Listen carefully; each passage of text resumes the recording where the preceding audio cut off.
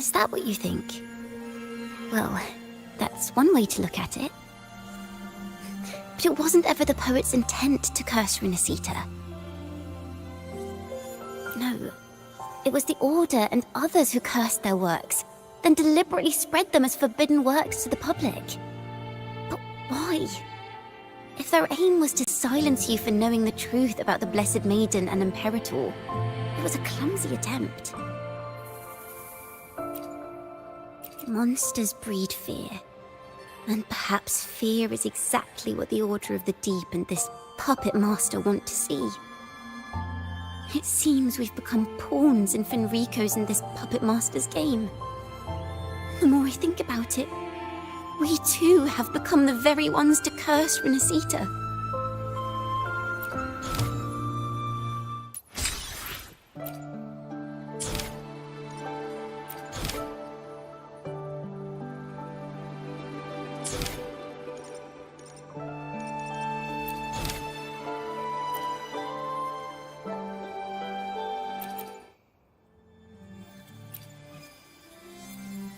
Our crime was the same as the poet's. Blasphemy. Our family wasn't like the Physalias, deeply rooted in tradition. Nor were we like the Montellis, wielding power. We simply did what we thought was right, preserving everything for those who would come after us. Compared to the Order, we were just a tiny speck of dust.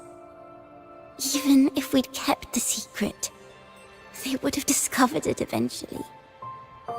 They would seize what the poets left behind and lock it away.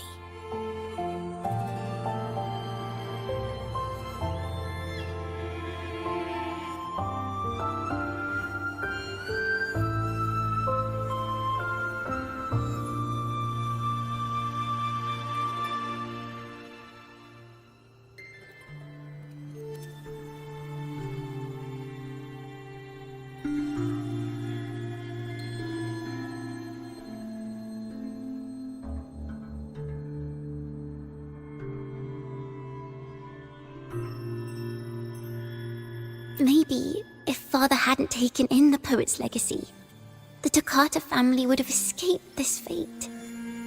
Perhaps none of this would have happened. If so, wouldn't it have been wiser to surrender it all to the Order back then?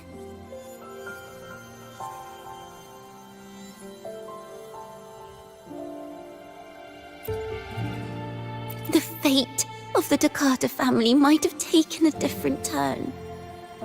But when you face the Order of the Deep and their false divinity, our fate is no longer ours to control.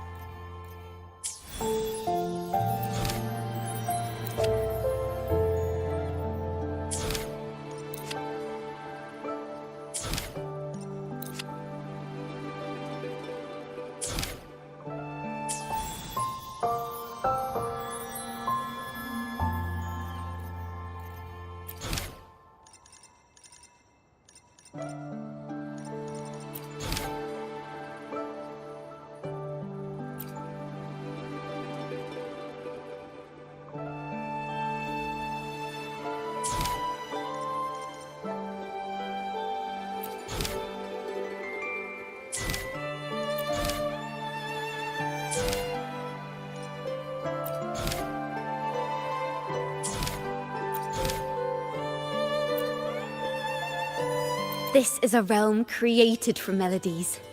Music can transcend space and time to bring memories and stories to life. No. Normally, you can't perceive the frequencies in a melody. But that manuscript lets you see the world as I do. That part with the Daemons should be right here.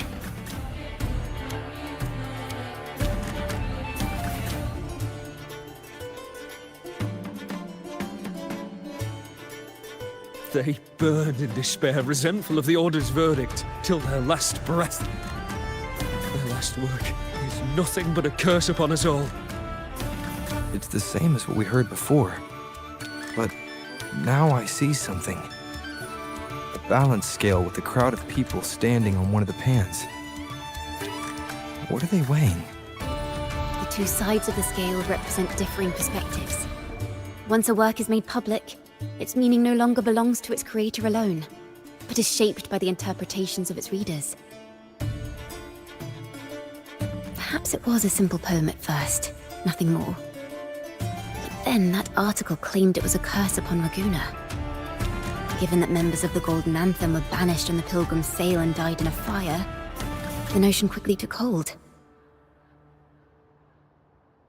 No one knew exactly what happened, so they filled in the gaps with their imaginations. With motive and a complete story. Perhaps that's all it took for a lie to become the truth. Each time someone plays their last work, it summons Daemons. This is the Golden Anthem's revenge and curse upon Ragunna. Still, words and imagination alone cannot bring something into existence. Yes, someone must have used them to create the Daemons. What if the mastermind pulling the strings from the shadows is the author of that article? Daemons are bound to their creator, so it might not be a coincidence you felt them target you at the restaurant. There could be a connection between you and this mastermind. Or perhaps they have their own reasons for wanting to see you silenced.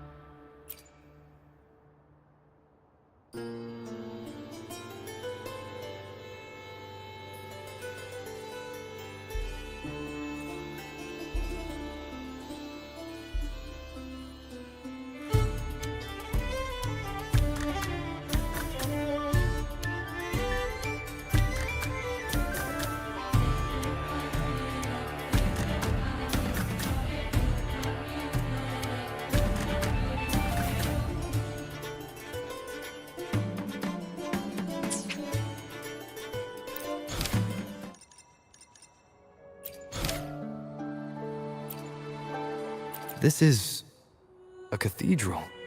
That's the choir on stage, with the Poet Society leading them. Looks like it's a ceremony of some kind. It sounds like...